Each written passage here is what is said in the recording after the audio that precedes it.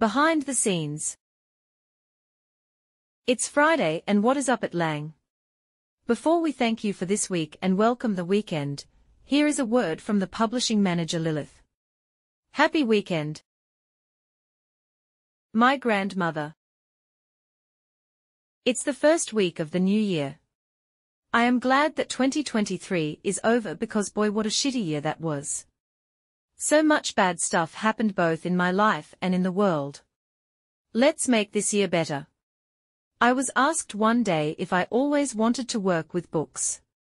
I told the person that it has always been my dream, but the road was long.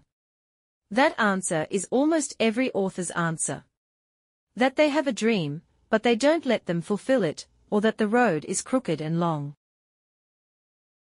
What I didn't tell the person was that I have been a published author since I was around 11 years old. When I was around 11 I won a big writing contest, and was published both in print and on the radio. Yes, I am that old, that digital back then meant the radio. It was a writing contest in the Nordic nations and I won.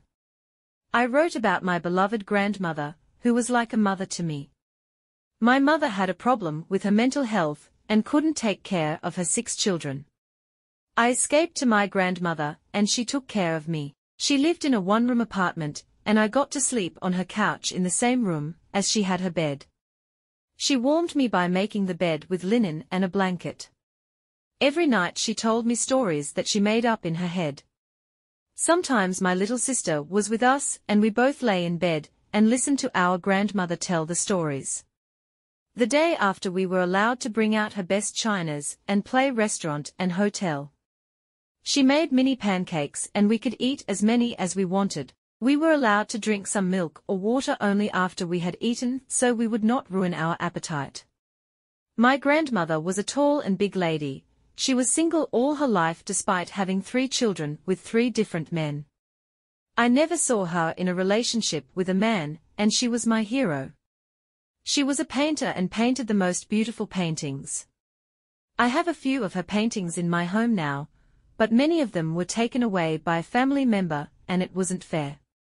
She was a believer in God, and she did that with full heart. Every evening after me and my little sister had played in the tub, and combed our hair she made us coffee and biscuits. We were allowed to watch TV together with her for a while.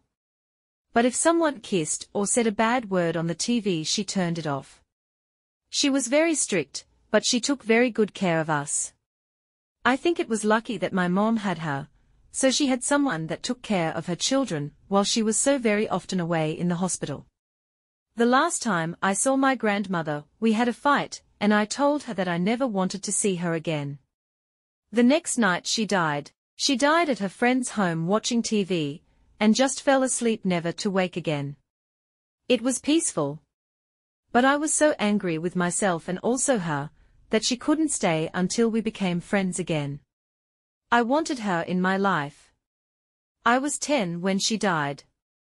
After that I was alone. I think it was my grandmother who made me a writer and a creator. I have always let my imagination and creation take room in my life.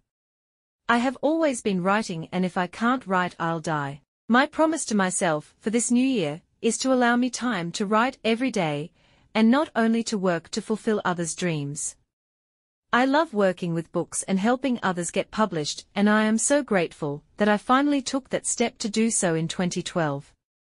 In 2012 I finally got free and I work now with my passion, but I will also make time for myself and my writing. Let that be your goal too. That you work on yourself first and work hard to fulfill your dreams. Whatever it is, if it is writing, let your goal be that you write at least 30 minutes every day, and make that crooked and long road get a little straighter and shorter. You only live once and you never know when it's too late. If you want to work with us this year, we have a new writing and mentorship community that allows you to make writing and creating a habit in your life. You get inspired and motivated to write, and you have a whole community of like-minded people, so your writing won't be that lonely anymore.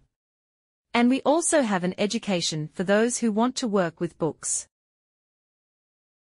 Let's make 2024 the year that we focus on ourselves to grow, and make this world a better place, and make writing, or what is your passion, every day a habit. Keep your mind and pencil sharp, and your heart full of love. Until next time.